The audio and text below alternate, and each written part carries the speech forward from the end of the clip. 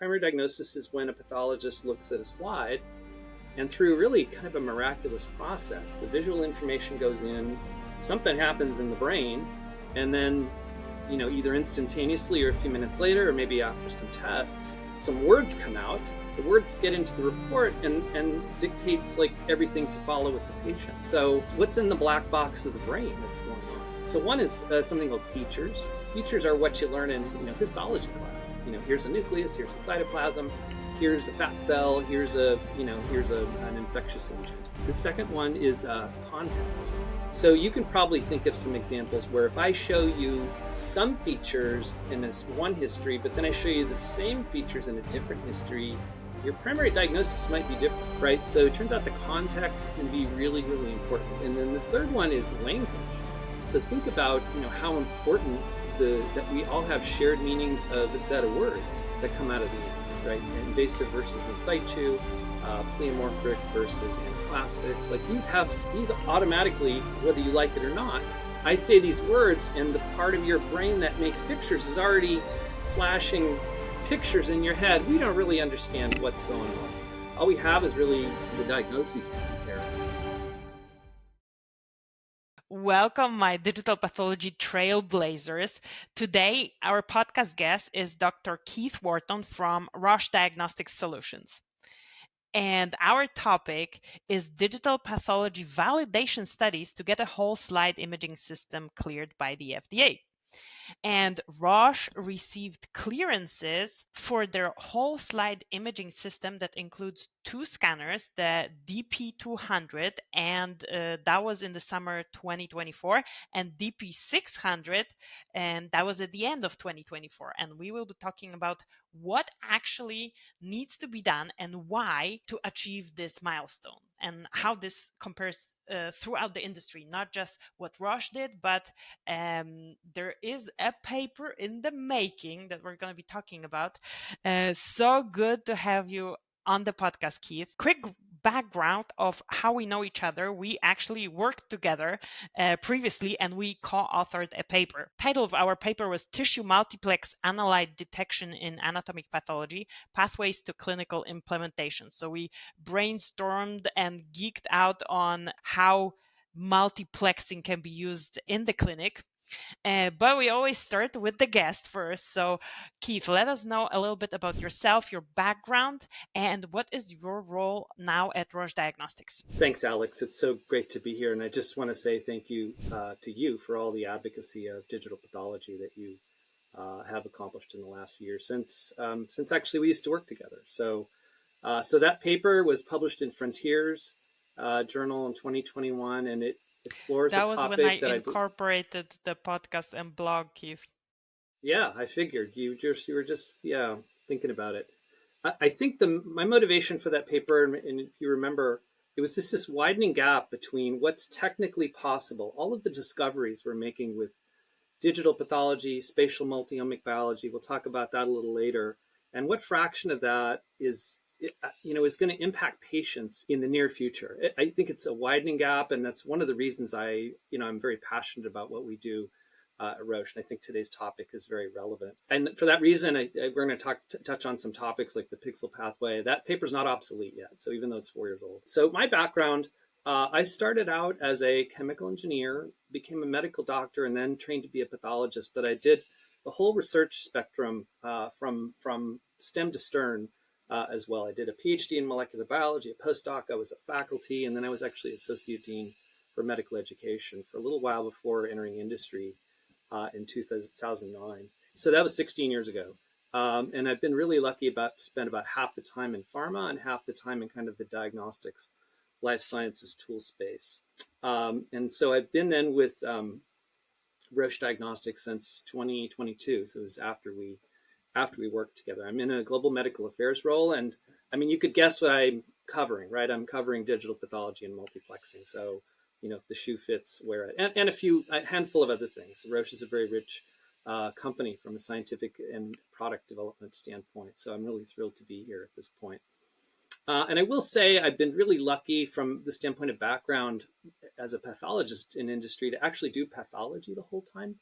A lot of MDs go into what I'd call clinical development, medical affairs or drug safety. These are all great things to do, and they're really important, but none of them are actually pathology when you get right down to it. And you know this as a veterinary pathologist. And then actually, in contrast to DVMs who go into industry, who mostly do toxicologic pathology Yeah, of we one sort actually or do another. pathology in the Yeah, industry, yes. I was going to say, you guys have a career path. I found like MDs really don't have this career path. So I had to That is kind of true. I piece it never looked together. at it like that. Yeah, I had to piece it together, jump around in the pharma roles I was in. I was the only MD in departments of all DVMs. So Mm-hmm. from the standpoint as an experimentalist, I loved it. So I was like, I call myself the token MD in that group.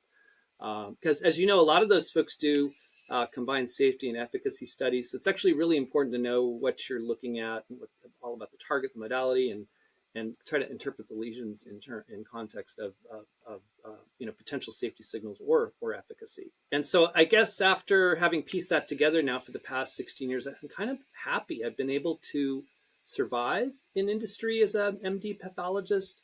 And I'm also proud, I've been able to publish like 12 papers and a book on, that's very relevant to the topics that we're going to talk about. So within Roche, Roche Diagnostic Solutions, most of what I support would be what we call the legacy Ventana. Ventana started as Ventana Mm-hmm. Medical Systems, actually founded in 1985, I believe, by Tom Grogan, who's a pathologist. And I don't know if you're familiar with him. He was actually one of my professors in medical school. So I had the Oh, privilege of really? meeting him as a medical student. I think it was 1987. And I was a young person trying to figure out what I wanted to study and do. And actually, what he was actually doing didn't excite me, but that's okay. He was actually very, very encouraging, and that kind of has set the tone. The type of individual he is actually to this day within Roche Ventana. So he retired full time from leadership, I think, in 2017, but he's still Like around and he's still really recently. inspiring to Mm-hmm. people. And I guess the last thing I should mention about Tom is that actually right before the pandemic, he wrote an autobiography that is Oh, not only really? actually a really interesting autobiography, I it's need called to Chasing read the it. I Invisible. need to review it on the podcast. Yeah, he would love to talk to you, actually. We're gonna link It, to this book in the yeah. description. So 2019, I think, Chasing the Invisible. So part of it is his kind of odyssey through founding Ventana and all the ups and downs he went through.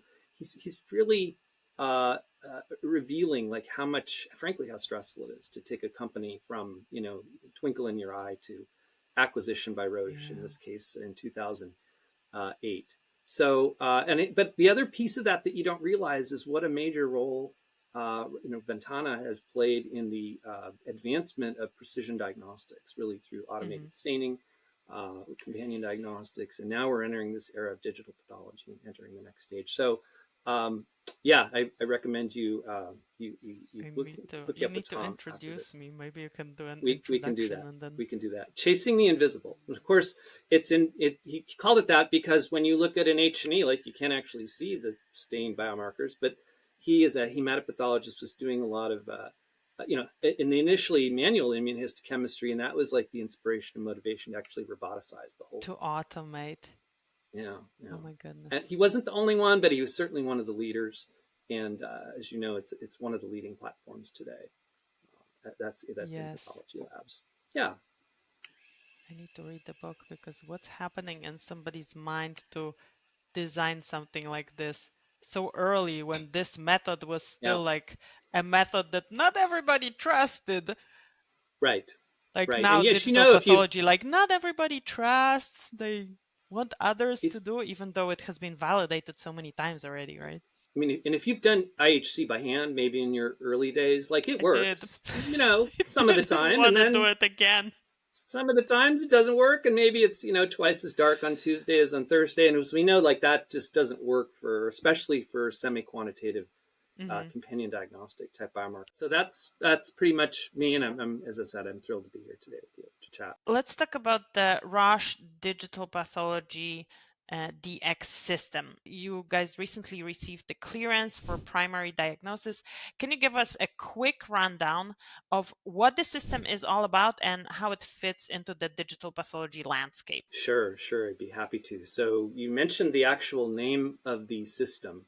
and this will become important in a moment. It's called Roche Digital Yes, Pathology DX, or we abbreviate it RDPD sometimes. So if you hear me say hmm RDPD during our chat today, you'll know what I'm that's what it is. talking about. So the system, we'll go into this in a bit of detail for the listeners who aren't familiar with this. The system, according to the FDA, has three basic components. So there's a scanner component, a viewer component, a software viewer component, and then there's a display monitor component. And actually, hmm in I believe it's 2016, FDA put out a guidance document that kind of told the world, at least in the United States, how it wanted to look at these systems. So that, and as you mentioned, we had a great year last year, two 510Ks. In the summer, we Yeah. had our first clearance, which includes a couple of performance studies, which I'll go into. And then we had a second one, it's called a special 510K. And that is for occurrences where you're basically adding components, but you're not changing the intended use. And you're not hmm really making major changes to it. So we Okay. presented an argument to the FDA that the two scanners, the two DP200 and the DP600, were identical by design, even though they were, hmm they were actually manufactured a few years apart. And but they make the same file type and they have the same so-called pixel pathway. We'll go into that hmm in a little more detail. So and at the time we got our clearance last summer, it was the fifth overall whole slide imaging system clearance with a novel scanner. So I'll explain that what that means in a moment. And then again, this is a 510K, so the proper term hmm is clearance and not approval. Just Yes. That's like, I persnickety think, the folks in the most audience. confused Yeah, term when you talk yeah, about something that FDA said yes to, and yeah. people confuse. And you have to So it's focus. clear. It's a cleared system, and generally, when you clear something, that means there's is substantially equivalent to a so-called a predicate device. So we'll go into that a little hmm bit with our studies as well. So that was the fifth system. As of today, there are actually 7 now whole slide imaging systems with novel scanners. There are separate clearances for viewers and monitors. We won't talk about those today. And we talk a lot about the slow adoption of digital pathology. I know this was popular hmm in the mid-teens of this century because there were either none or very few cleared systems, and some labs didn't really want to adopt unless the FDA had blessed it accordingly. So the first clearance was 2017. The second one was in 2019. I was actually part of that, and so now we're up to 7, and now it's 8 years after the first clearance. So what I'm getting at is that we can't really use a lack of choice or lack of options as an excuse anymore. Now, there may be hmm other excuses, but we can't use that one as an excuse anymore. So, and then maybe an understanding in why system. The idea here is that the comparator device for pathologists to make a diagnosis is the microscope, right? What do hmm you need to make that work? Well, before there was electricity, you needed a good mirror lined up against the sun. But now that we have electricity and light bulbs, light sources, you basically need an electric plug, and then you pretty much trust the pathologist, to do what they do. A scanner will not serve that purpose, right? If you have a slide scanner on your desk, you put the slide in, it scans, and then you can't, you need something to read it, right? So that's the rationale for the system, is that hmm the scanner, at least the way we make them today, is not useful as a comparator. So you need to add viewing software. And so our viewing software is called ViewPath. It's now called Navify DP, Navify Digital Pathology. And we had to choose actually a specific monitor, and an ASUS hmm brand monitor. So what does the FDA clearance allow us to do? Well, it makes us to make specific claims that are really no different than all of the other whole set imaging system claims. In fact, if you line up all the intended use statements for all of the systems, they're like identical septuplets. They're pretty The much same, the right? same. Yeah, the only components are the only difference is rather the different components and the system names. hmm And I want to highlight this, highlight that you are highlighting that it's a system, because the spoken shortcut is a cleared scanner. but there is no such thing as a cleared scanner, and we keep referencing the pixel pathway. So I'm gonna just let you talk about it whenever you want to touch on this. But that basically defines the system. So you could talk about the pixel pathway within the scanner. You could, I think, what FDA is really referring to is the pixel pathway of the system that Mm-hmm. includes the scanner. So what I Mm-hmm. will say is that and we'll talk about this a little later on, the algorithms that have been cleared by the FDA for use, there's a very small number of them. But I remember hearing this, but I tried to look it up in a document. I couldn't find it.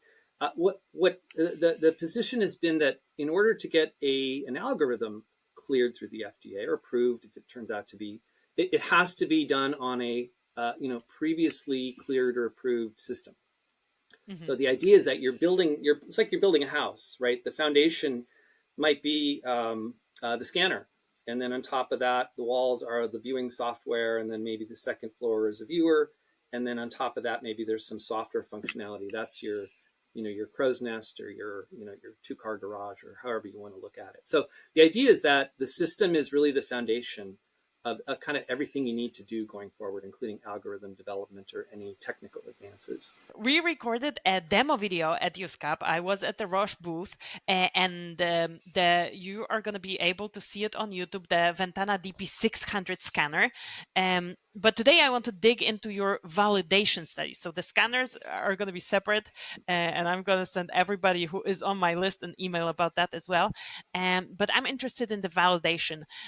First, at the very high level, it is logical. FDA wants to know if digital pathology is non-inferior to light microscopy. Like you said, pathologists have been doing their job on the light microscope for a long time, and the microscope is a system in itself. It has like all the components, but because we went digital, we kind of dismantled the component from this one device, but we still want to know that this is non-inferior, because this has been used for pathology since its invention. Few But centuries. how Yeah, do few we centuries. prove?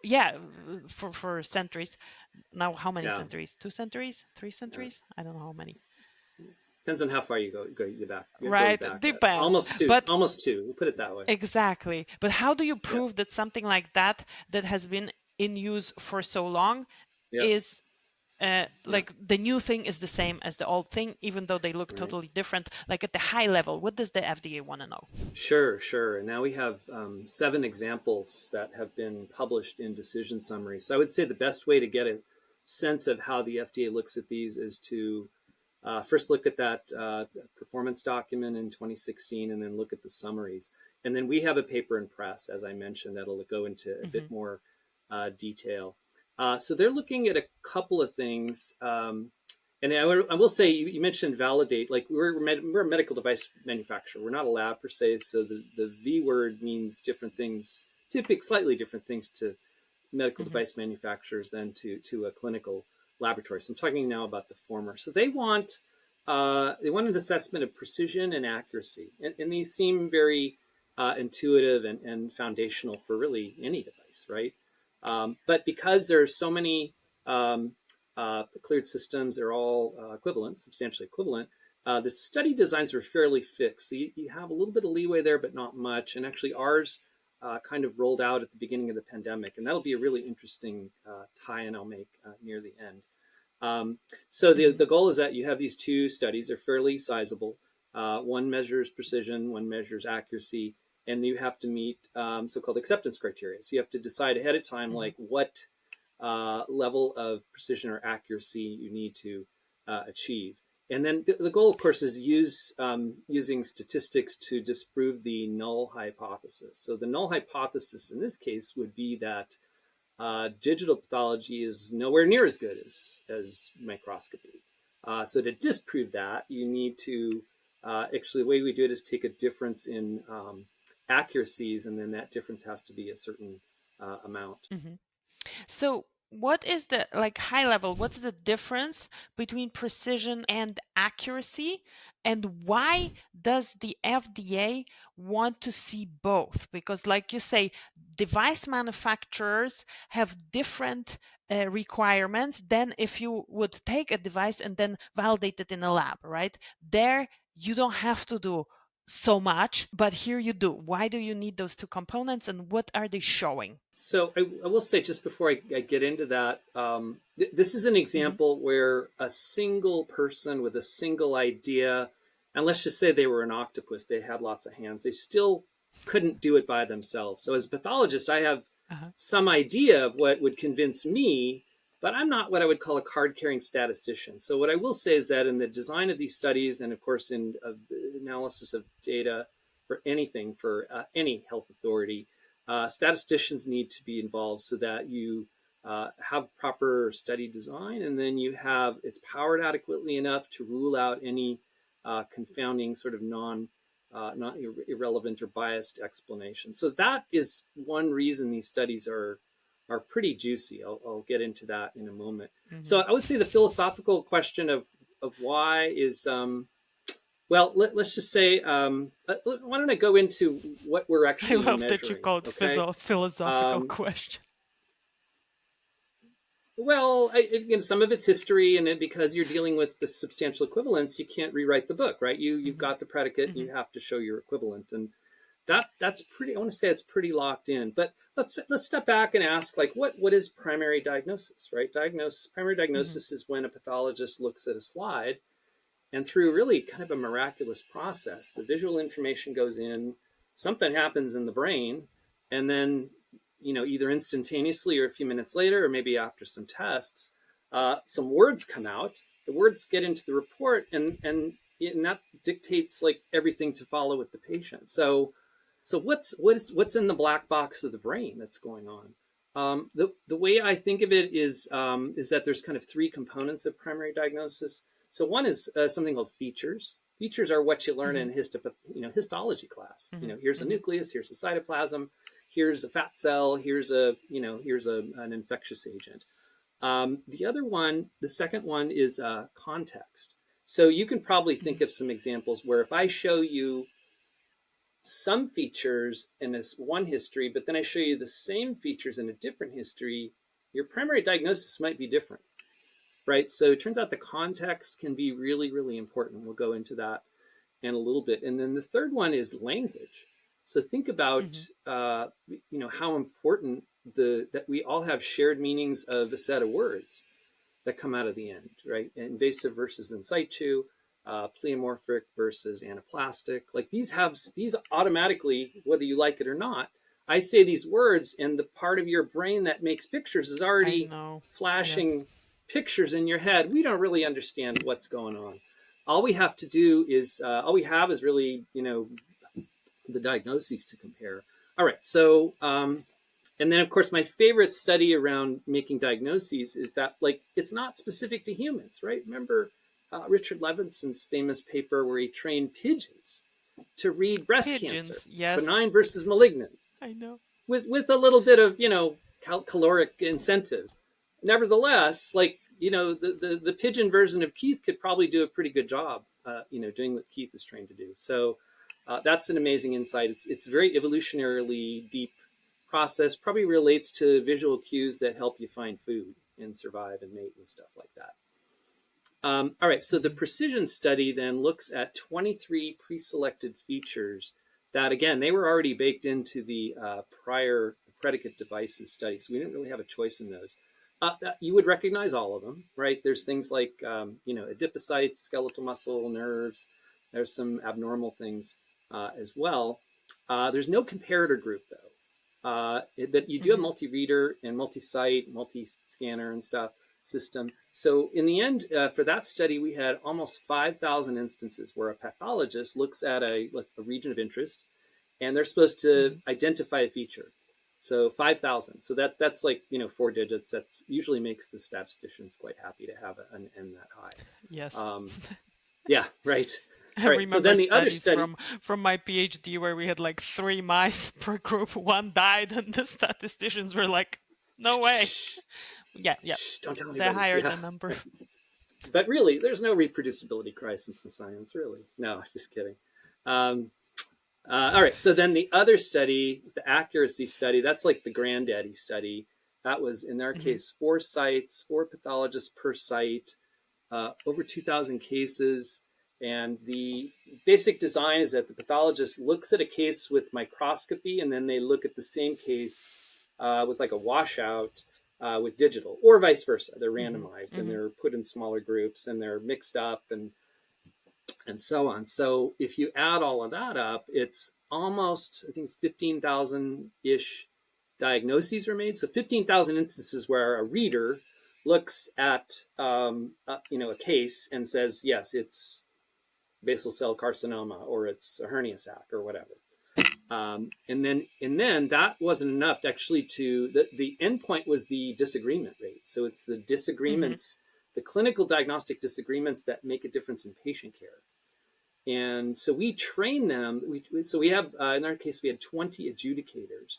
So we train them to judge, like, is this the same as that, or is it a minor disagreement, in which case it's counted as an agree, or is it a major disagreement because it has a change in clinical diagnosis. So when you add that all up, there was like over 40,000 adjudications. So 40,000 instances where an adjudicator, pair of adjudicators actually look at two diagnoses blinded, and then they say, these two are the same. There's a minor disagreement, which means there's no change in clinical management, or there's a major disagreement, which means there's a change in clinical management. So these are both types of studies, multi-year. They take thousands of hours of time on our side, hundreds, thousands of hours of reader time. And so these are massive. These are massive studies. And now, again, as I said, there's 7 cleared systems. So they've all been through this. So this how much scale time of did it testing. take for you to run the study? Because you say you had 4 pathologists per institution. That's like coordinating 16 pathologists. Coordinating one is a challenge. Well, right, and there were site leads. There were medical directors at each site that we worked with. There are co-authors on the paper. There's histotechnologists and scanner technologists at each site that are trained on the system. The systems, because they're investigational use only, are not allowed to be tracked onto other side projects. They have to be dedicated to this purpose because they're investigational. So the site has to be on board. The pathologists have to be on board. And they have to be able to dedicate a certain amount of time over weeks to months to get through the workload. In addition to, of course, we all know they have lots of free time, so it's really not a problem. Like everyone, right? It's a side project, not. Yeah, exactly. So when you add it all up, it's thousands of hours, and then it's years from the time you think of it to the time you get your protocol written down, your IRBs done, get the machines on site, and then I think for us it was a couple of years, but till after we got the results to get the clearance. So let's talk about the paper. Your team's paper, which is in press in the American Journal of Clinical Pathology, it mentions specific acceptance criteria for precision and accuracy. Are the numbers that you mentioned, is that mandated by the FDA? Can you walk us through what numbers you need to hit to get FDA clearance, and how Roche system performed against those benchmarks? I'm especially interested in the non-inferiority margin, because you mentioned they are basically quantifying how people disagree. So how much can they disagree? There is an non-inferiority margin of minus 4% that seems to be consistent across different whole slide imaging system throughout the industry. Like, where does it come from? Are we so consistent? Like, what are the numbers that you need to hit in addition to like how many cases you need to do for the statisticians? Right. So I'll say thank you for both studies, those cutoffs, the study sizes, to some extent, the power calculations, they're pretty baked in. You don't have much flexibility. And the goal there is I'll explain this when I explain the acceptance, is there to be no doubt. There's no statistical doubt that your data is telling you what you think it is. In other words, you're not achieving acceptance kind of by accident, right?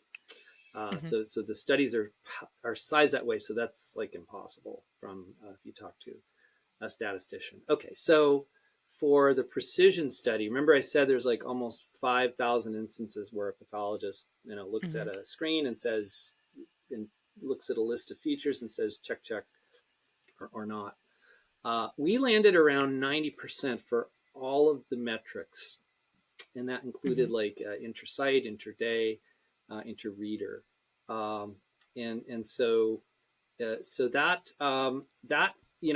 the acceptance was 85%, and again it's the lower bounds of Mm-hmm. the point estimate. So the point estimates were all around 90%. When you added in the confidence intervals, the lower bounds subtracted about 1.5 points. So we were still above the acceptance, which was 85%. And 85% is, to me, it's a common number you encounter with regulators where I think they would, if let's just say the acceptance was 70%, then they would have to go to the public and say, well, 3 times in 10, this test doesn't work, but, 7 times in 10, it does. That doesn't look very good for them or, really for anybody. So 85% is a Mm-hmm. compromise, I think, between what looks good and what's kind of achievable within the study domain. So Mm-hmm. we passed that. So Mm-hmm. we were thrilled to hear about that. All right. So then the accuracy, the metric was the difference in accuracy of each modality. So as I said, they read all the cases or some of the cases manually, wash out digital, or they read them digitally, wash out manual. So every pathologist reads the case twice. And so if they do have recall bias, it's sort of spread across all the cases. And the washout kind of, prevents them from, yeah. I did a similar exercise for a different validation of a project, and I was afraid that I'm gonna like very much remember everything I saw. I was surprised how much I have forgotten. Because when we were discussing the study, I'm like, what do you mean it's going to be skewed by the recall bias? And they gave us enough time. What's the time called? Washout period. The washout period was long enough that I actually didn't remember. Or like, Yeah. no, like in some Right. instances, I That's the had no goal, idea. right? Hmm. That's the goal, right? There are some pathologists who self-proclaim that they have memories like elephants and they never Not forget a not me. case, I already and that's tested probably true, right? myself. There are some, yeah, yeah. So, but when I if I threw, yeah. So, anyways, that is what it is. If there's and again, your results aren't driven by one reader because there's 16. So if you do have one Hmm. elephant in Hmm. the room who's remembering everything, they're only 1/16 of the data. All right, so let's just say the manual accuracy was 99% and the digital accuracy was 97%.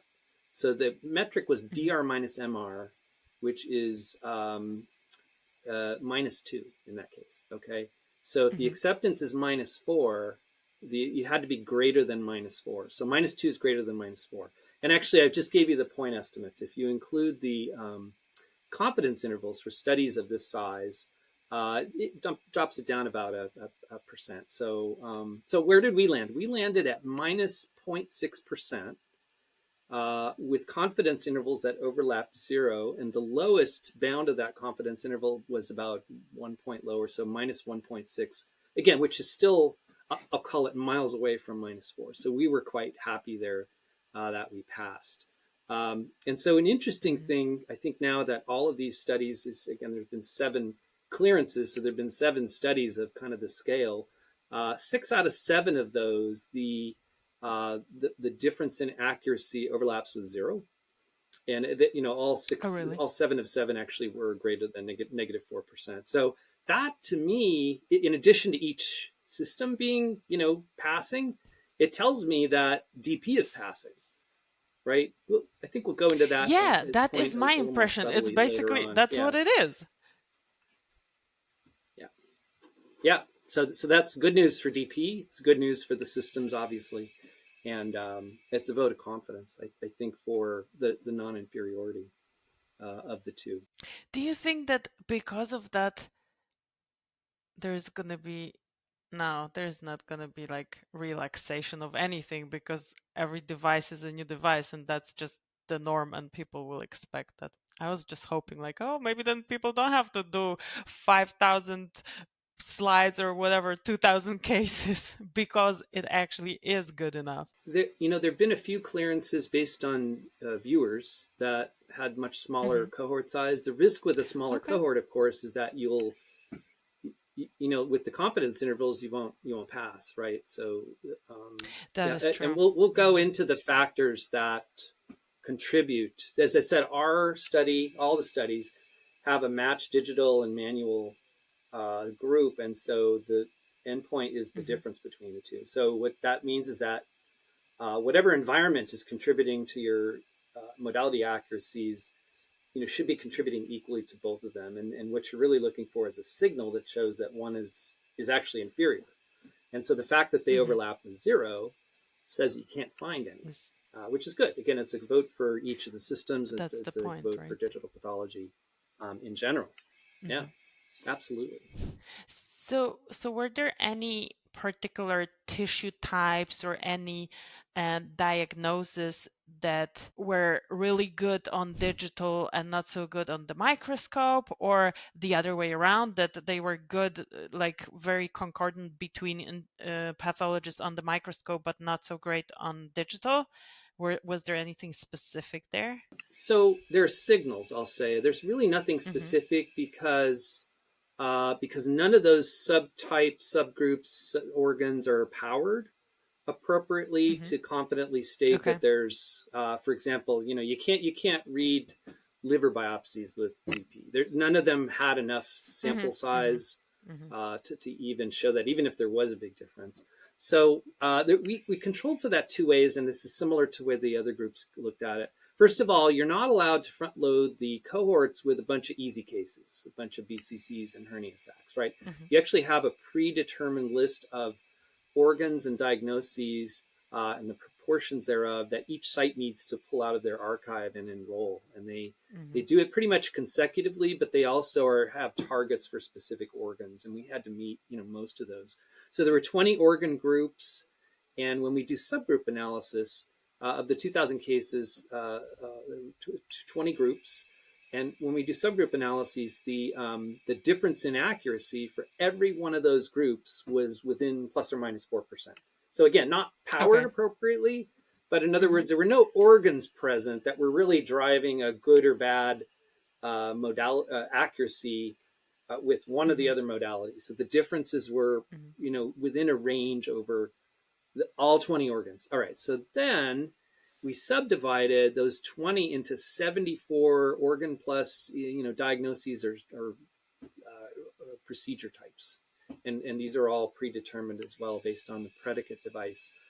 And so there was a little bit more of a spread. They kind of ranged from like -8 to +8%. So they weren't all squeezed into 4, but it was really interesting looking at the ones that kind of landed at the margin. So it turns out 2 of the ones that were the most accurate digitally, believe it or not manually. And again, underpowered. We don't know, whether it's real. Bladder neoplasia. So why is that? And I start to thinking, again, this is a hypothesis. Well, if you looked at bladder biopsies, like they look like 64 continents on a projection map, right? There's tissue everywhere. They're really challenging to look at by microscopy, and maybe digital makes them easier, right? So maybe you can actually be more accurate. Again, underpowered, all the disclaimers, but I thought that was really interesting. 2 out of the 74 were bladder cancer categories, and that was more accurate digitally. Now, at the other end, more accurate with microscopy were 2 of the breast in situ carcinoma categories, both resections and biopsies. And when I say more accurate with microscopy, again, not much, like 8%. So it's again, if the entire study were 2,000 cases like that, I suppose it would have failed, but we don't know because the study was underpowered with that sample type. And then, but what that sample type tells you is that that's a type that's intrinsically challenging with microscopy, right? Atypical ductal hyperplasia versus carcinoma in situ versus microinvasion. So we saw a lot when we actually went back and looked at all the diagnoses, and I'll get through that in a moment. We saw a significant number where where they were both similar but not exactly right, and the adjudicator called it one way, and sometimes they called it the other. But again, breast in general, this dysplasia carcinoma spectrum, intrinsically challenging with microscopy. So it's not a surprise that it's challenging with digital as well. Hmm.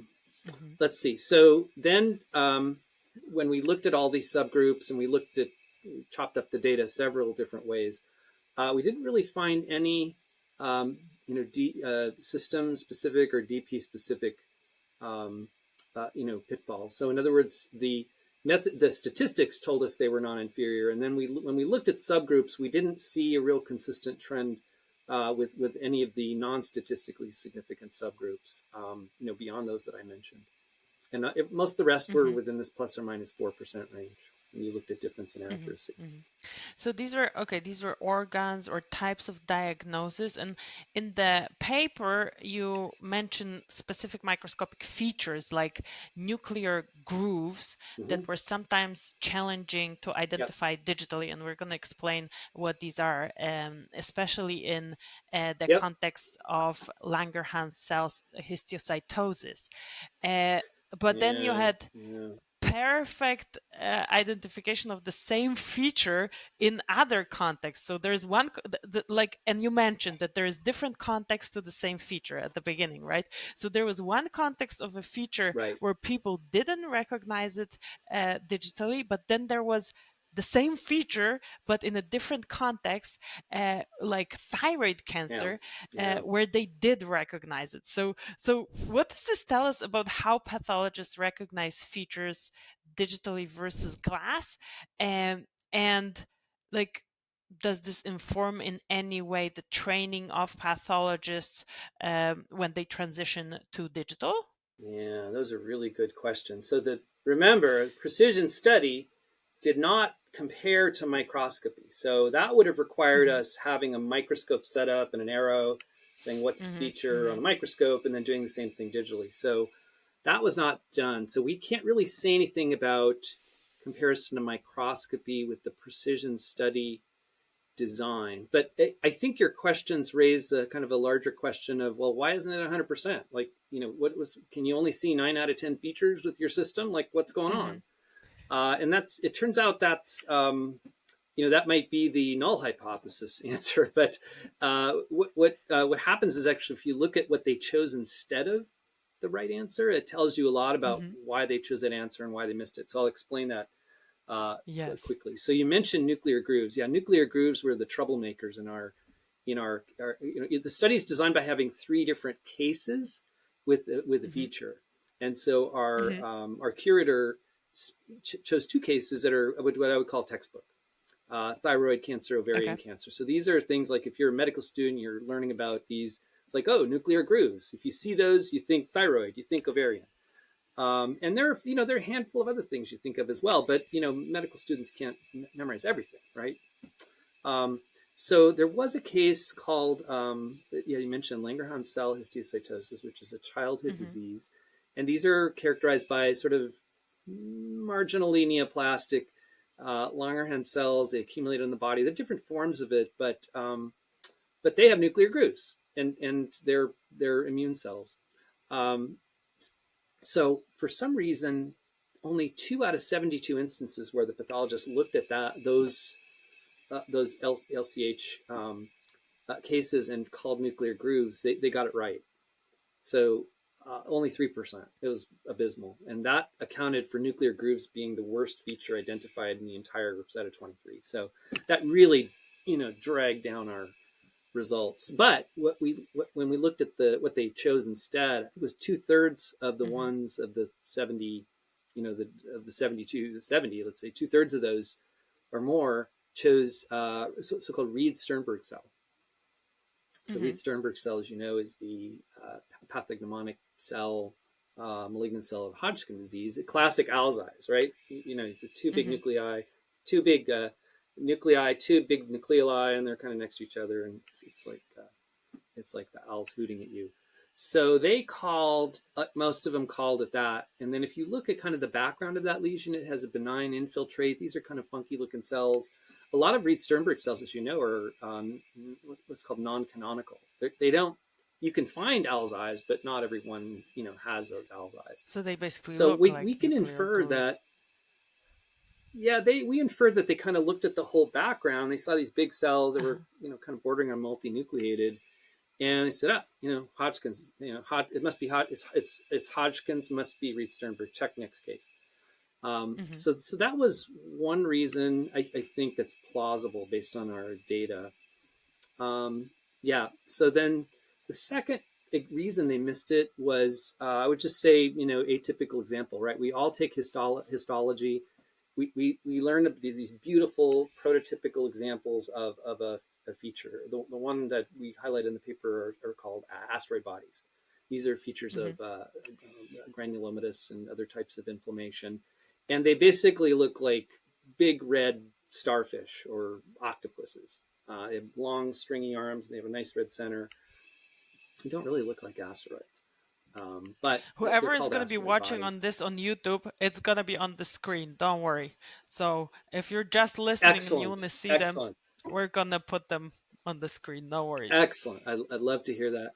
So what we found, so these also, these are features, but they don't occur alone, right? They typically occur inside of a giant cell with kind of a foamy background. And there's some great EM studies that have been done, like in the 60s, that these are made out of some sort of filaments that nobody still understands. Um, so what we found is that the ones that were really classic canonical looking ones, 100% of the time, they got those. There were others that looked like they were kind of on FOSS cuts or maybe deeper cuts and had some of the background, but the features of the asteroid body were really minimal.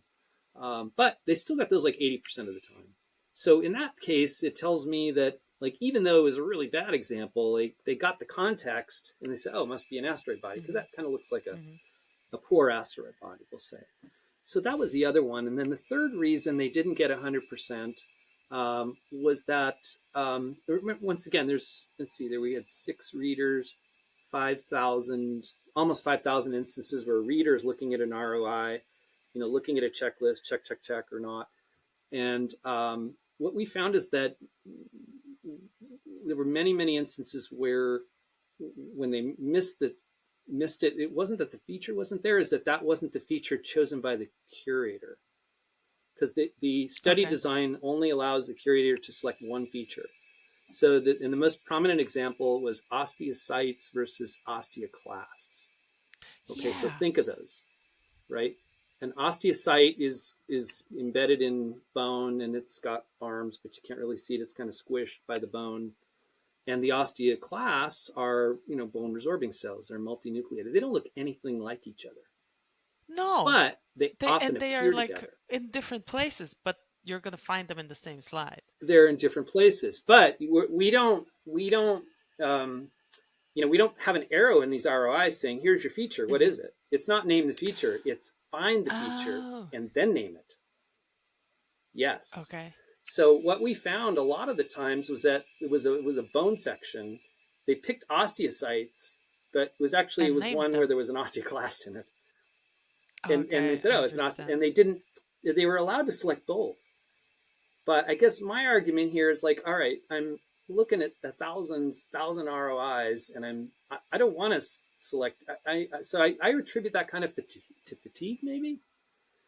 It's like this is a Mm-hmm. repetitive feature hunting task, and like, oh, I have to find 3 of them or 2 of them to get it right. So I Mm-hmm. think I use that as kind of the third bucket of explanation why people missed it. So in no cases Okay. was the feature not evident, or was this? Mm-hmm. There was a few cases where they said, well, this isn't in focus. I can't see it. But that study design did not allow us to rescan the slides, which is in contrast Okay. to the accuracy study, which did allow pathologists to rescan slides if they felt it was a bad scan. Mm-hmm. So, anyways, if we have good explanations, I think, for why, it wasn't 100% and it had nothing to do with DP. Mm-hmm. Yeah, that's kind of a common thread that it's how people work, and it's because it's people, and it's not a pathology is an interpretative science. So like you say, it had nothing to do with the method. It had everything to do with the art or science of pathology and the people who are practicing it. There was another thing that you described in the study, that the longer, more detailed sign-out diagnoses were actually associated with higher disagreement rates for both digital and microscope read. And I don't know. I didn't think this was so intuitive, because I would think, okay, if it's so like described in such detail, there should be better agreement. But what do you think that reveals about how we would maybe approach diagnostic documentation in pathology reports? Or like, what does it say about what you guys did? Well, there's certainly a need to make diagnoses more patient friendly, right? There's a lot of efforts That's a undergoing that's a in that topic for a area. different This is discussion, not I about guess. that. It's a topic for a different discussion. In this case, I will say that remember our endpoint was DR minus MR, so the difference in accuracy. Well, Mm-hmm. in several of the other digital pathology whole slide imaging system studies, a separate primary endpoint was the digital modality accuracy by itself. And I think for reasons that are Mm-hmm. historical, we did not declare that as an endpoint in our study. Our study kind of took off during the pandemic, and it was very difficult to get feedback during that time, so we had to take some risk going forward. So that endpoint was not declared as an endpoint prospectively, but of course it was measured. And then when we actually put our application in, the FDA said, well, they said, well, what about this endpoint? All right, so it turns out that our modality accuracies were each around 8%. So in the Mm-hmm. historical acceptance criterion, again with the inferior the confidence intervals, lower bounds, etc., the cutoff is 7%. So I will say, if Okay. we had declared that or were held to that, we would have failed, and I don't know what would have happened. Okay. But we did have to do a pretty in-depth, multi-month root cause analysis to understand, like, why were we landing at 8% with both modalities. As I said, when we Mm-hmm. subtracted them, they were less than 1%.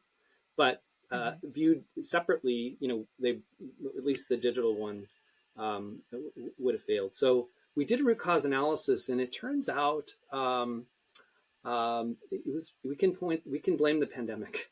What Okay. happened was, when we were in the contracting phase with each of these labs, like, they were all scrambling to get their work done, Mm-hmm. right?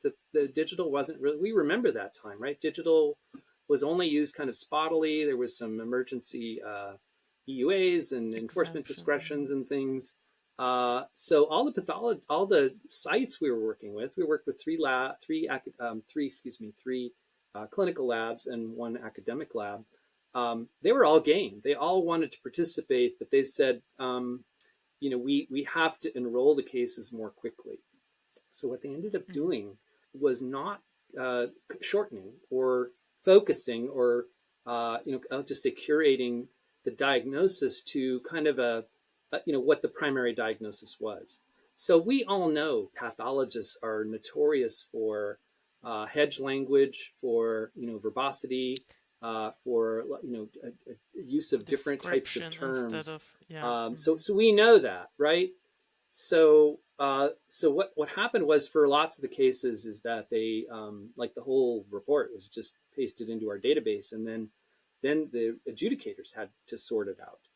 Um, so all right. So then let's give you an example. Okay, so let's just say the reader sees a case and they say, oh, this is diagnosis A, but the reference is A and B.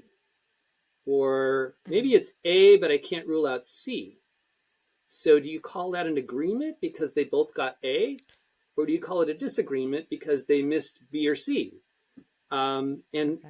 the adjudicators were, per the designs of these studies, they were given instructions on how to adjudicate, but they weren't overridden, right? Their opinion was their Mm-hmm. opinion. They looked at this, they looked at that, and they said, is this an agree or disagree?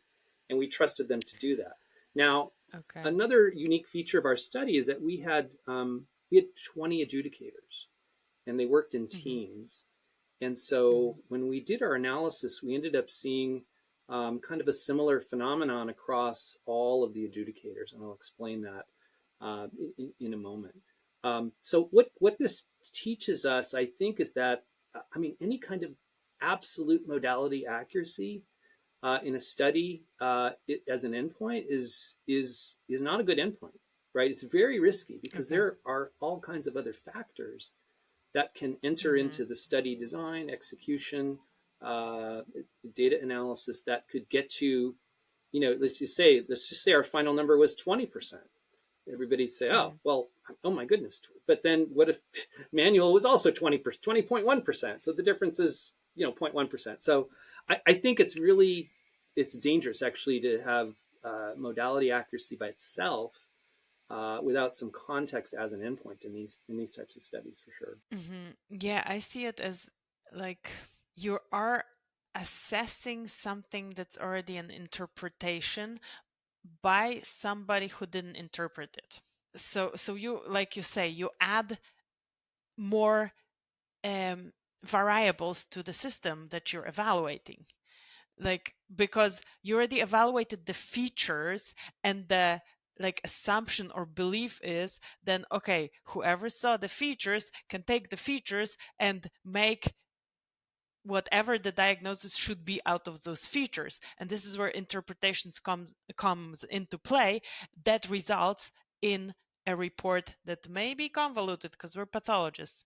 So I Yeah, can totally relate to why this adds another layer of complexity. a little bit to add to that. Remember, the Mm-hmm. feature list was pre-specified. Now, some of those features Mm-hmm. might be in the actual cases. Mm-hmm. Some might not be. Some may never be. Right. The cases in the accuracy study are really designed to be kind of consecutive, a broad representation of what a pathologist in general practice would see with respect to primary diagnosis. And then the last point I left out is that to prove statistically that it was the length of the diagnosis and not difficulty or any of the other 50 variables you could think of. We actually did a pretty strict post hoc statistical analysis. We divided all the input diagnoses into long and short, and it turns out Mm-hmm. the ones with the longest diagnoses, the half, their disagreement rate was twice what Mm-hmm. the short diagnoses disagreement rate Mm-hmm. was, and that was controlling for designation of case difficulty, which is something that it was Yeah. a type Mm-hmm. of case that had to be designated input. So we felt like we had really strong data to justify blaming the pandemic. I'll say it that way. And Okay. that modality disagreement rate really has again nothing to do with the system. So your data showed that 20x scanning was good enough for almost all diagnoses. So did pathologists actually need 40x? And if they did, how did you use this in the study? No, that's a really good question. I will say in the precision study, we had a set of features that were kind of high power features. So those were 40 and then, shown at Hmm. 40x. And then we had another set that were, lower power features and those were shown at 20. So it was tested, but we didn't test the same feature at 20 and 40, right? That would be a different study design. So for example, could you see, salt and pepper chromatin better at 40 than 20? The answer would probably be yes, but we didn't test that. There's kind of high powered Okay. features and low powered features. Um, and then for primary diagnosis, 40x scans on, almost all the scanners are beautiful, right? The question is whether they're necessary. And if you think back to Hmm. your pathology training, right, a lot of primary diagnosis is 1x or 2x, right? It has a certain appearance, and then you really just need to go down to Yeah. 20 or 40 or even sometimes on oil to verify something that is a lower power impression. So, and then consider that the 40x, like a lot of the scanners in this class can do 20 and 40x, but by definition, Hmm. without compression, the 40x images are 4 times bigger and they probably take 4 times longer to collect, roughly. So the question is, do you Yeah. need that for primary diagnosis? And then the final piece of it is that our predicate device tested 20x. So we were kind of on the hook to, to test 20x. If we had tested 40x, it would have been a different Okay. study.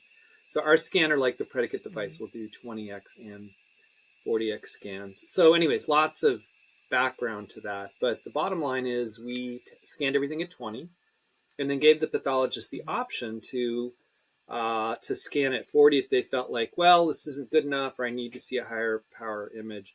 And so it turns out, let's see, there's only like 3,200 slides in the study, only 6 slides out of 3,200 where the pathologist said, I can't see this at 20x, I need to see it higher Oh, magnification. really? So that's far less than 1%.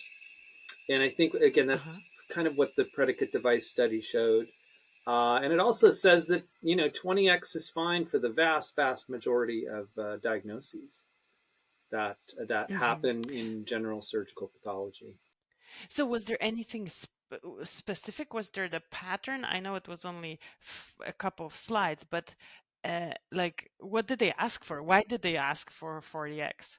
Yeah, and we didn't. Well, I'll just say that we have that, but the number the number was so small that you couldn't really, like, if I told you two of them said that I couldn't see the chromatin, like that, you could Yeah. state that, but that's like far less than 0.1%. So you can't really make any Mm-hmm. conclusions about that from a statistical standpoint. I, but on the other hand, like, people have looked at this in the digital pathology literature, and then also some of it is intuitive, right? We know that there are some features that you need to kind of focus up and down to get really confident about. So, and that made sense with the cases that we saw that were challenging in both modalities. So, like fine Mm-hmm. chromatin features, dysplasia versus atypical nuclei, things like that. Looking for H. pylori. But interestingly, once again, 20x, all the rule out H. pylori cases, the difference between the error rate, or the major discrepancy rate, again, DR minus MR, was almost zero for those cases. So even at 20x, there was no signal there that even, looking for H. pylori and gastric biopsies was, more of a problem with 20x versus 40x. So yeah, so Mm-hmm. it's now I will say, and I don't know if we're going to talk about this, but a lot of the algorithms now are trained at 40x or even different magnification. So 20x is adequate for primary diagnosis, but the question is, will it be adequate for all the algorithms that get made if they're trained on 40x? That's an open question. Yeah, yeah, then you probably would have to train at a certain magnification. And I'm also thinking, okay, then how can you leverage the fact for efficiency, for like reducing the size of images, the fact that you just mentioned that most of the diagnoses are a low power diagnosis or are low power diagnosis with high power confirmation. Like you look at low power and you see the focus and you just go to the focus of Yeah, whatever yeah, you're interested in. Like you don't need the whole yeah, image at 40x. How can we, and that's beyond the scope of our discussion, but basically to me, it's like, okay, it's yeah. natural that pathologists don't look at every single pixel of the image. No, they They can't. only No, need a confirmation of a suspicion that takes a lot less than scanning this whole thing at 40x. So that's food for yeah. thought, probably for the technical experts in the digital pathology team. How can you leverage this diagnostic or pattern recognition behavior in designing algorithms, in designing infrastructure? However, right, I don't have the answer to this, but to me it's like waste of resources to do 40x. Yeah, some context maybe is that, like, when you collect the data in a form called a data pyramid, right? It's analogous to being able to zoom in and out, and you're right. Like, it would be very challenging to look at every pixel of a 40x image of a larger section. Like, Hmm. that's not how pathology's done. On the other hand, the Hmm. actual areas where you need high versus lower magnification is very case specific, and it's dependent on the pathologist preference. Hmm. So I think unless you get into something like virtual microscopy, where you're dynamically judging how much information you have to take in different areas. The way these scanners work right now is that they make a, one digital image, and it can be zoomed Yeah. up and down. And then, Hmm. of course, depending on the lab use case, right, you need a certain bandwidth to manage that data. There's a so-called hot, warm, cold storage that might be useful for initial Hmm. diagnosis Hmm. versus archiving versus secondary consultations. So I think all this And tells we us is don't have that for we don't most need to have diagnoses, the you don't answer, need. but Yeah, I'm just saying those are the variables that people are thinking about now. so looking at the FDA, all of the FDA cleared whole slide imaging systems, they're showing very similar performance in the validation studies. And I kind of alluded to this, but in your paper, you mentioned that these studies, these designs were originally negotiated between FDA and the Digital Pathology Association and various manufacturers. So, given that six and now seven different whole slide imaging system with distinct types of scanners have now been cleared with comparable results, do you Yep. think it might be time to revise those agreements? And we already started talking about it, but maybe focus more on image quality and usability testing rather than repeating those like highly resource intensive clinical studies that give us similar outcomes. Yeah. What No, are your thoughts on that? you're singing my song for sure.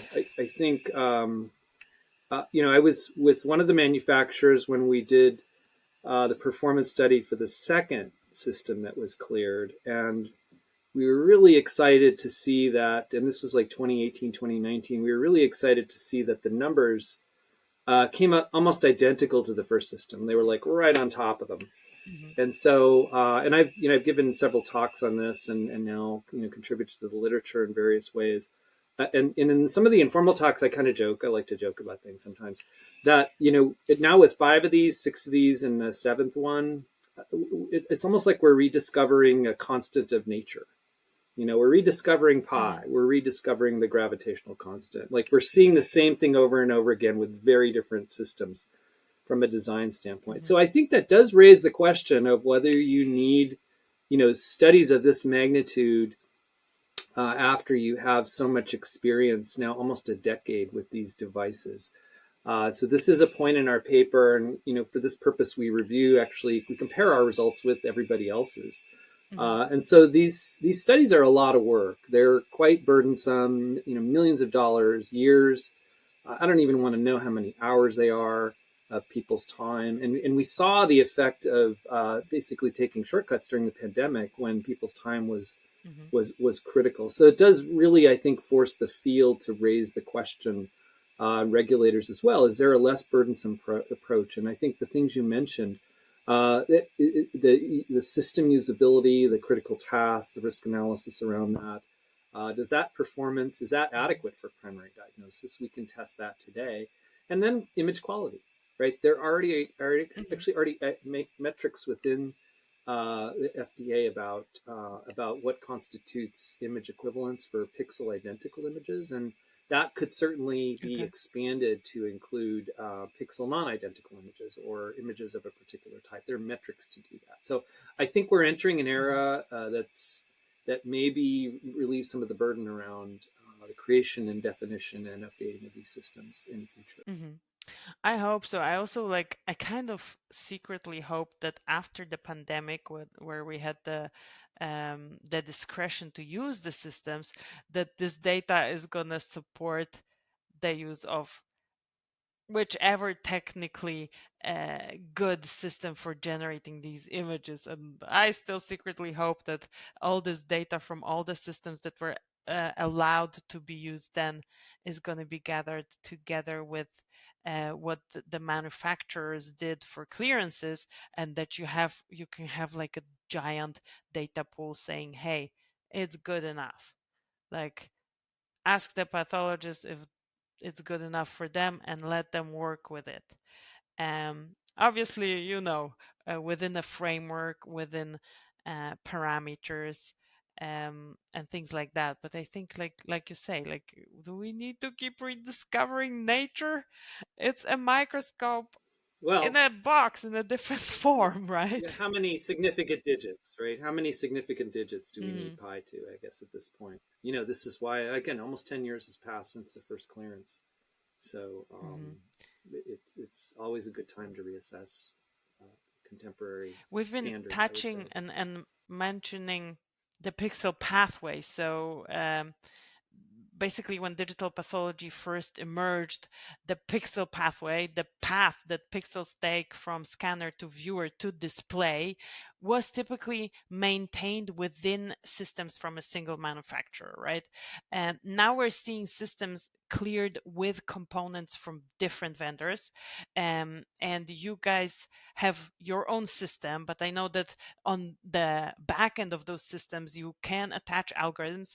Can you tell me how Roche is approaching interoperability and third-party algorithms? What is needed in such case to maintain confidence in validated solutions? Because, if you have something from one vendor, they took care of it, but what if you want different components from different vendors? Can you still trust it? How do you guys think about it? What do you personally also think about it? Yeah, the short answer is it depends on, right, the combination and It depends on the depends. use. And why do I say that? So the initial clearances were one scanner, one software, one monitor, boom. And Hmm. then what now we have with 7 clearances, at least with novel scanners, is really exciting, right? We've got some with multiple file types, or at least additional file types, different like browsers and viewers. Um, and we have like different monitors. There's one of the manufacturers that has something called a PCCP, predetermined change control plan. So this is sort of a regulatory tool that's Oh, wow. emerging that can be useful to update your system, in a predetermined, negotiated fashion with the FDA in Hmm. this case. And if you're basically making potentially a major change that doesn't really change the intended use, and you do the proper risk analysis and you do some testing, some bench testing that is agreed upon, and you pass that, then you don't need to go through a whole new 510K or even a supplement. You just do the testing, you update the system, and it's a note to file. So this is a potentially less burdensome way to kind of keep up to date some of these systems that are, some of the components are going to be obsolete in a year because the other manufacturers Hmm. just don't make it Yeah. anymore. And you don't want to have to completely do, another 2,000 case clinical study just to keep a 510K in place. I mean, you don't want to. If you have to, you have to. But that's really not a good use of time, assuming you've done the But if you right, don't have to, then why? design work and analytical testing. Yeah, but you did mention image analysis. So I will say that that a lot of what pathologists do, for primary diagnosis is grade and estimate quantities, and there's a Hmm. huge amount of excitement and activity making algorithms to do some of this. And I just want to emphasize that in none of these 7 studies were primary diagnosis were algorithms used really for any purpose. They're all just about primary diagnosis and diagnostic comparisons Hmm. and Hmm. feature identification. So, and then if you think about like pathologists, like, you're a pathologist, I'm a pathologist. Some pathologists are blindingly fast with microscopes. And so if you give Hmm. them, a clunky user interface and a bunch of screens and a bunch of pull down menus, they're not happy. So Yeah. they're, Yeah. and this is the way I think that, all the systems are getting better, but there's a big ergonomic challenge among all of us vendors to really make our interfaces as blindingly fast as the microscope can be. So there's lots of ways to do that. Some of Hmm. that software, some of that's roller balls and extra things like that. That's going to happen. So the point I'm trying to get at now, pathologists can use these systems for primary diagnosis, confidently, but there really isn't a great number of choices for algorithms. Most of the algorithms, the vast majority that are used in the United States are research use only, which means the Hmm. quality is Hmm. variable and the lab's pretty much on their own. to validate. So that engenders kind of a huge risk for the labs as to which algorithm to pick and how do they validate it. We as a manufacturer, if we have a research use only algorithm, we can't tell them how to do that. It's kind of on them. So it does put a burden on us, Okay. however, to make a good product. We hope that no manufacturers want to put out, a quick product that's not fundamentally good. But so then the question is, how is Roche looking at this? And you may have heard, I work with the commercial team, but I'm not the commercial guy. I am excited about this though. We do have a suite of algorithms right now, again, all research use only, not part of our primary diagnosis clearance in the United States, that pretty much read our IHC or ISH tests. So HER2, PD-L1, ERPR, Ki67. So these are tools that are designed for things that happen in case level sign out. And so we're interested in taking this through the FDA clearance process, as are a lot of manufacturers. Unfortunately, as I said, right now there's only two like predicate device algorithms that are cleared in the United States on FFP sections for use in these systems. And that's of course Page Prostate and then IBEX Galen second read it's called. So this is exciting, but it's a tiny, tiny number of predicate devices. So the way Roche is looking at this is that we've created something called the open environment, which is what I would call a full integration of third-party algorithms capability into the Navify DP environment. So from a case level standpoint, and again, these are all for research use only, one doesn't have to flip between screens or browsers or interfaces. The integration is complete. So when you're dealing with a set of slides, all of the functionality is available to you within that environment. So we have now, I think, 10 plus vendors signed up. I think over 20 algorithms. The first two, this is an experiment. It's a work in progress. I've had good feedback so far. The first two that were fully integrated were IBEX and PathAI. So those are two reputable companies. And we hope to be, the marketplace of choice in the future for this reason. But again, just want to make it super clear. None of these algorithms are part of primary diagnosis. They're research use only. They don't fall under our clearance. And so we just need to be very, very clear about our messaging to customers about, what is FDA cleared and what's not. The second thing, I guess, the point that you mentioned, I consider DP at kind of this kind of his time in history, DP and algorithms as a bolt-on, right? We've got 40 years plus of using, we're getting better at it, right? Automated IHC staining. We have several predictive companion diagnostics there where pathologists, read the slides and a treatment decision's made.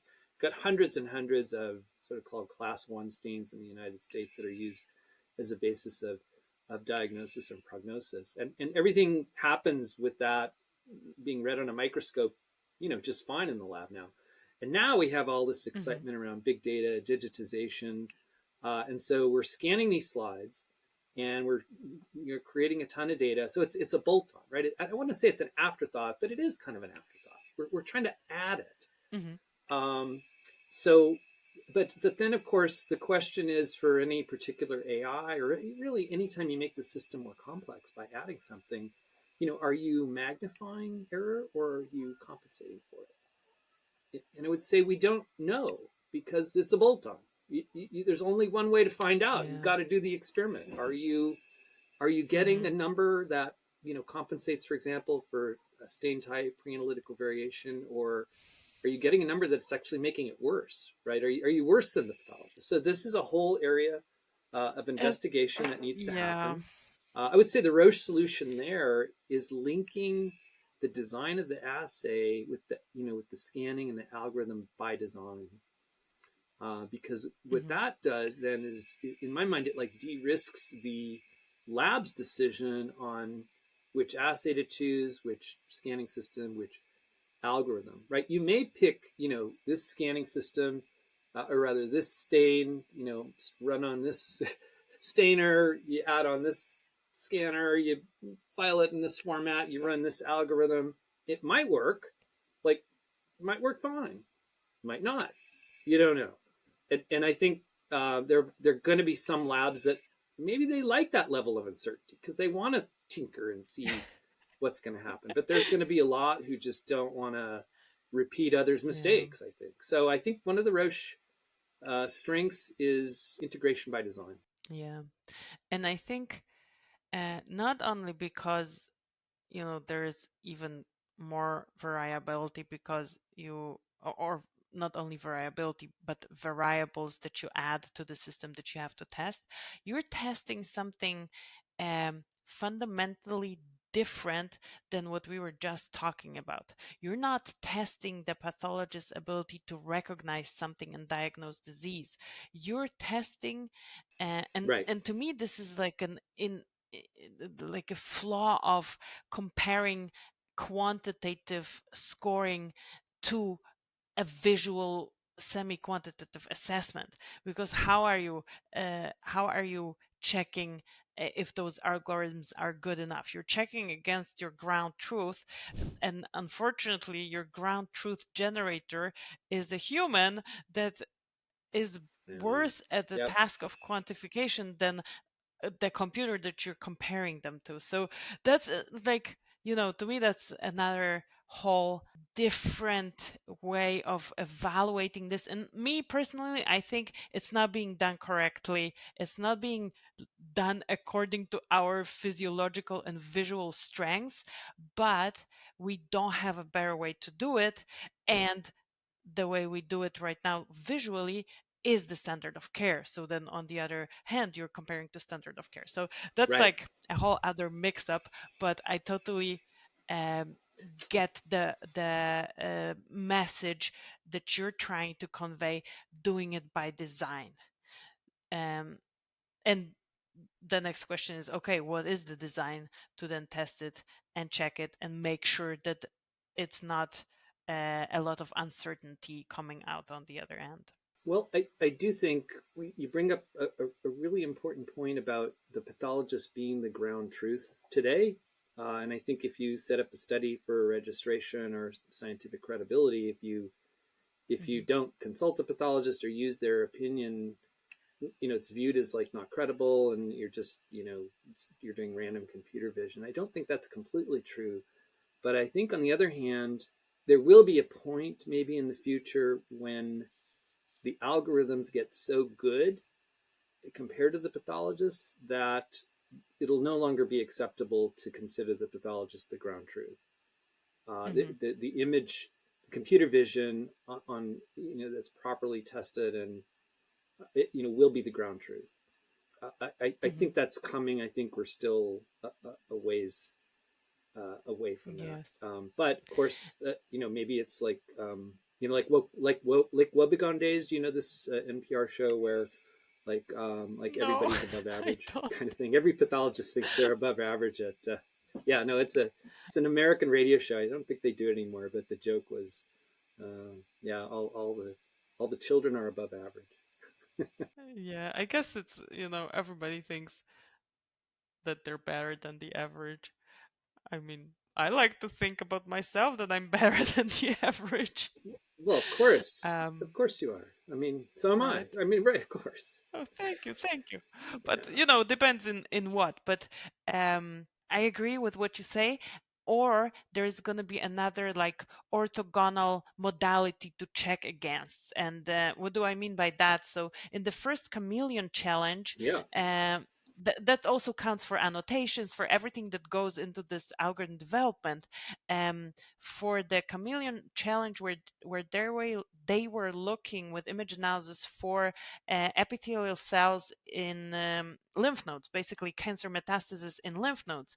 They Yep. just did IHC with Yes. cytokeratin, and that was their ground truth, and not a pathologist annotating that could like miss a cell in the corner of the lymph node or whatever, right?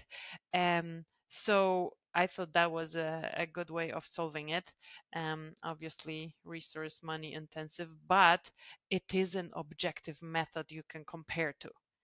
And maybe we need these type of objective methods, and some of them are not developed yet, right? Well, there's this whole area now of virtual staining that may be with AI that may be True. useful for Yeah, defining the ground there's truth. there's It's I emerging. hope Yep.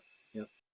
I hope stuff is gonna emerge. So based on everything you've learned from this validation process, what advice would you give to pathology labs that are thinking about going digital? And as someone with your finger on the pulse and with your experience also, you've been doing this for over a decade. What do you see coming down the pike in the next few years? We can include the virtual staining in this one. Yeah. No, I'm watching this carefully. I would say my pulse is quickening. It's a really exciting time in history to be, part of this field. I'll start with the second question. Hmm. I would say there's still a growing gap between the conceptual discoveries that are occurring with a variety of technologies, including digital pathology, computer vision, and what I see being quickly adapted to actually improving human health. So I'm really focused on that personally for I think about the next decade of my life. Like, what does that transition look like? How do you take something that comes out of a Nature paper or something Hmm. that and actually benefit patients? I think we still that's hard. That's hard. And it's not just science; it's business. It's aligned incentives, multi stakeholders, et cetera. So, as you know, we have a large amount of information that's a large amount of knowledge in deep learning and AI and different ways to do AI just on H&E stain sections. That's going to have tremendous impact down the road. Maybe not immediately as replacing the pathologist, for example, but maybe being a screen. So understanding what screening performance metrics need to be for clinical use. There's a huge amount of activity you've seen just in the last year or two on large language models, Chat Hmm. GPT, agentic AI, and things like that. And this is why I think actually the final output of primary diagnosis, which is all those words, those are all training fodder for these models. So that's really exciting. A kind of a parallel area, as you know, we've followed this area together in the past, is this emerging field called single cell and spatial multi-omic biology. So this isn't Yes. really at the initial stages. It's not AI, but it's just generating massive amounts of data on a single cell level, either in soluble situations or in tissue. It's basically a multi-marker analysis. So instead of two or three markers, on a cell, you can get 1,000 or a whole transcriptome. I mean, it's incredible.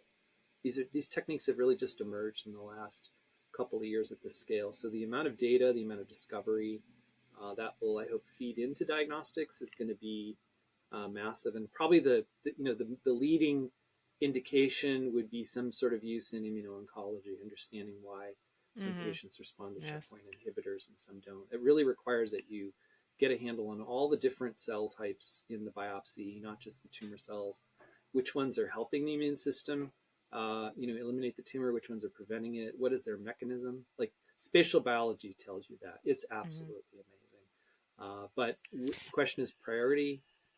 How do you convert that into actually actionable clinical tests? Go ahead. You're going to say something? Yes, that immune oncology is where you cannot really go too much further without image analysis. So that is going to be the discipline where all these uh, imaging single cell markers, multi markers um, methods are going to be developing in parallel with the software or like the image analysis analytics for that, because that's beyond visual capacity of a human. You can confirm something, but there is no way you can analyze it in a meaningful way. Absolutely. Yeah, it can't be done with the human eye. You can't do it with a placemat Hmm. looking with relative abundances. You need computational computer vision, right? Computer vision Hmm. in essence. Hmm. And so that, yeah, and yeah, no, that's a really exciting area. All right, so then the first part, let's see. Oh, advice. Let's see. I think I have four Yes. kind of general pieces of advice for labs considering digital pathology. I think, as I said, there's been a slow level of adoption. I think it's still slow, but it's increasing in the past few years, which is exciting. First of all, and again, there's lots of organizations that help out with this. First, I would say, try to succeed on a small scale before maybe inadvertently fail on a grand scale, right? You have to build a lot of stakeholders to consensus to get the investment and the business cases around digital pathology adoption. And I think most of the labs I've seen that do this, they focus on a few things that are important that help them learn lessons and collaborate with others in the field, other vendors, and others, just other people. The second one, I think, is you need a champion, a local champion, and ideally that person is a Hmm. pathologist. Somebody, Yeah. I'll just say coming out of training at the early stage in their career. I haven't met many trainees who are finishing up their fellowships and, are champing at the bit to, only use a microscope the rest of their life. In fact, none of them are, right? They all Hmm. want to use digital in the future. No.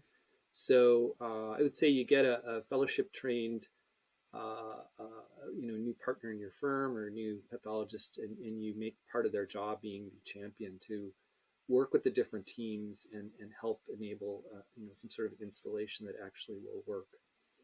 Let's see, the third piece is networking. I think, as I said, I've been doing digital pathology one way or another since I entered pharma, 15, 16 years. And I've Hmm. just been incredibly impressed by how generous people in this field are with their time, how much they want to help people learn. I saw that when I started, I was using, early on, I was using the Visiopharm, early versions of that, and that, they were incredibly helpful to answer the pharma questions we had. Now there's a lot more vendors. There's a lot more Visiopharm still here, but there's a lot more other vendors. There's a huge there are evangelists, I'll call them, in the digital pathology space. The Dr. Parwanis of the world. We need them because they give us hope that almost anything is possible. But there's a huge network of folks that have been trained behind them and that are just as equally knowledgeable in their area. And I found, for example, the API to be very useful for that as an organization. Hmm. DPA is another one that founded really to nurture this field from the side of the vendor, from the side of the research user, from the side of pharma, now from the side of the AI companies. So, anyways, don't be a wallflower. Right? Reach out. You don't get what you don't ask for. Ask the question and ask a lot of people. And I guess the last thing I see is the major barrier is some sort of lobbying we need to do.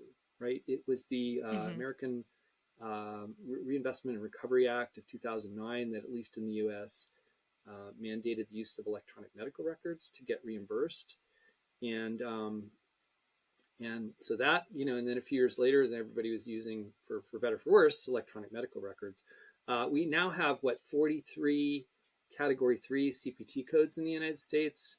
You get reimbursed a total of $0 for those today, so they're I experimental. know. It's not quite an incentive yet, but it's a first step. And we still don't have what the professional component of using an algorithm is. What's that worth? I think we're assuming it's worth nothing because it's just the pathologist's job anyways, but that may not be the right way to go. So those are the four pieces of advice. Succeed small, um, need a local champion, ideally a pathologist, network like crazy, and I think we need to lobby as a group. And I think there are groups that are doing that, including CAP and others in the United Uh-huh. States. I think these Maybe are. just in the last, just a reflection, if that's all right. Yeah, Yeah, yeah. yeah, go So, ahead. I think it's almost been 50 years since I took my first biology course in high school. So I think about learning about DNA, and then eventually becoming a biologist, a physician, a pathologist. I'm still just in awe at how much has changed between then and now, last century to this century. And I think, for example, of my grandmother, she was born. No, planes didn't exist, and by the time she was an older person, we were flying everywhere. So that sort of radical transformation in pathology and how science becomes new pathology. I've seen that, and I think you've seen a fraction of that as well. And Hmm. now, of course, we have sequencing, we have big data, we have AI, we have all kinds of ways to analyze the data. I'm really excited to see what happens in the next 10 to 15 years. But I do believe the importance of digital pathology is that I think all of this information, if it is interpreted in the context of tissue, it all converges on the digital pathology work environment. So that's one reason I'm really excited to see what happens in the space, because once again, you can publish a paper in a very reputable journal and show a Tisney plot or pseudotime analyses and all of these really beautiful data visualization effects that are tools that are not pathology, right? Everything happens that is happening in the lesion on the slide that we visualize. So how do we convert that knowledge into thinking about what's actually happening in the disease? And that's digital pathology to me, and that's super Mhm. exciting. Thank you so much. So your advice for new labs, I can take it as life advice as well. And like you say, I mean, even me, even though I have not been practicing for 50 years yet, I have seen so many things happen that I'm no longer like thinking, oh, it's not possible. I'm like, let's wait half a year and see what smart people in this field come up with. Um, and now I'm obviously fascinated by the large language models and how can this help us, and multimodality, not only multimodality, the one that we talked about with multiple markers, but multiple data points. And when I was starting, it was like, oh, it's not going to happen in my lifetime. And now I'm like, let me wait half a year and see. So thank you so much for the insights. No, my pleasure. Thank you. No, it's a pleasure to talk to you. I'm so glad you're doing this for the field, and yeah, it's really great to see you. Thank you. I hope we see each other at the next conference. And I wish you a fantastic rest of your day.